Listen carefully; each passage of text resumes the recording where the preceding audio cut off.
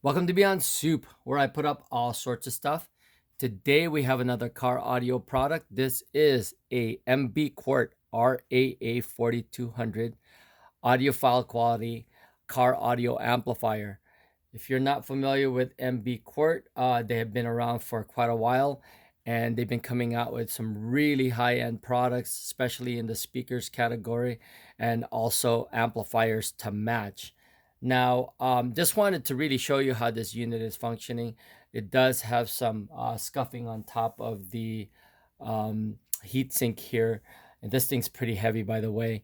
But it doesn't affect the audio quality or the performance of the item. I just really, again, wanted to show you how this unit is functioning and give you some specs at the end of this thing. So let's go ahead and play some music through it. I do have it connected to my 12-volt power supply and a couple of speakers. These are 8-ohm speakers. So this thing plays between 4 ohms and 8, actually 2 ohms and 8 ohms, depending on how you are connecting your speakers and if you're bridging it with a subwoofer. But let me go ahead and play this.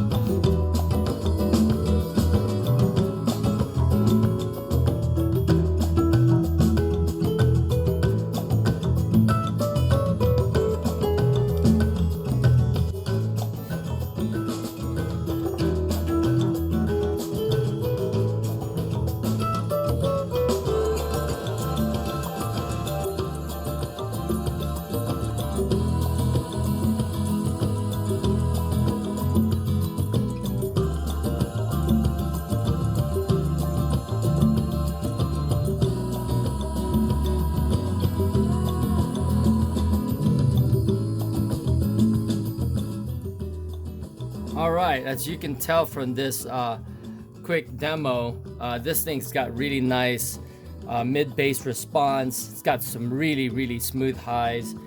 And again, you could hook this up to some subwoofers and run subs out of it. It's got a lot of controls, and I took off the screw that's here. And in the middle of this thing, you've got all kinds of controls. This is a 4-channel amp that's rated at 100 watts times 4 at 4 ohms. So depending on how you're running this thing, you could run it in front rear configuration. It's got crossovers for both front and rear. And then it's got your normal gain control here. I've got it connected to the front input.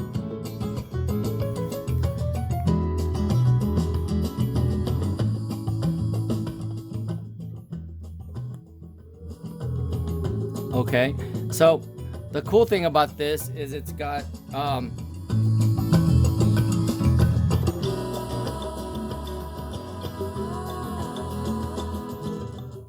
nice crossover, a variable crossover between 50 and 500 hertz, and it's got a multiplier. That means if you press this button, you can configure it for 500 hertz to 5 kilohertz. Again, a nice way to not have to invest in another item like another crossover, because you've got it all here. As soon as you hit the filter button, then you could again change the variable crossover here. There's your low pass filter, so it's not letting the highs go to the speakers. And as soon as you let it go, now it's high pass, and now you're crossing it over depending on where you dial this in. You could cross it over from 50 hertz to 500 hertz.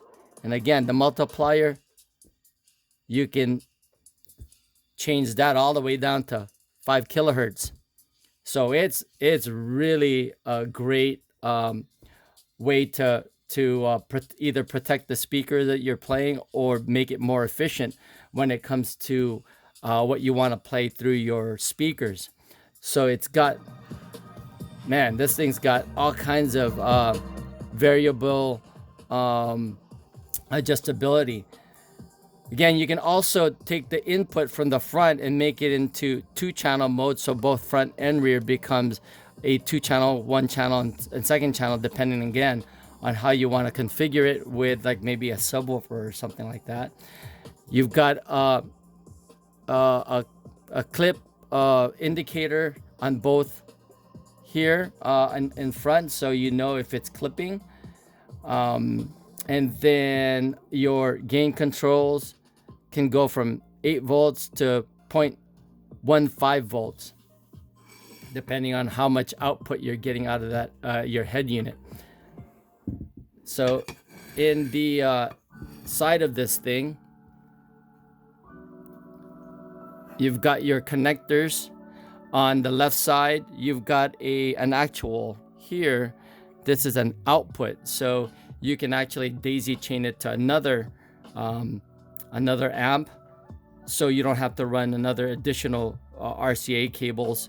So you've got your output, front, rear, and then here you could see that you can bridge this thing for like a sub. You've got these connectors like this. These are quick connectors that they give you. This one comes with 3. It'll come with only 3, so you'll have to find another one. But again, you can see here you could bridge this on one side and bridge it to another side and make it into a 2-channel amplifier instead of 4-channel. Really cool, really awesome way to run your system. And then on this side, on the right side, you've got your power connector. Again, I just have this thing on with my power supply, but it does take a 4-gauge speaker wire. I mean, not speaker wires, power wires. You got your remote, your 12 volts, and then your ground, and it's got 3 30 amp fuses. So this thing's pretty hefty. All right, so this thing again is a pretty heavy piece with this heatsink. Let me give you some specs here on this unit. Like I said, it's 100 watts times 4 at 4 ohms, or 200 watts times 2 at 2 ohms. It's got a low pass and high pass filter, as I was showing you. Both sides are working nicely. The variable crossover on it is from 50 to 500 hertz at 12 dB slope. And again, you've got that multiplier that changes it from 50 to 500 to 500 to 5,000 hertz. You've got your clipping indicator. And then, so basically the size of this thing, it's 11.5 inches high. It's 16 3/4 inch wide. And then it's 2 3/8 thick. That's pretty much what I really wanted to show you is how this unit is functioning. It does have, like I said, has some scratches from when it was installed in a car. It's got some scuffs, mostly on the top part of this heat sink, but again, it doesn't affect the unit whatsoever. That's it. That's pretty much what I wanted to show you. Then it's got this cover, and then it's got a little screw that goes in there. All right, well, hopefully you enjoyed that video, and if you did, please give it a thumbs up and possibly join the channel. That's Beyond Soup, where I put up all sorts of stuff.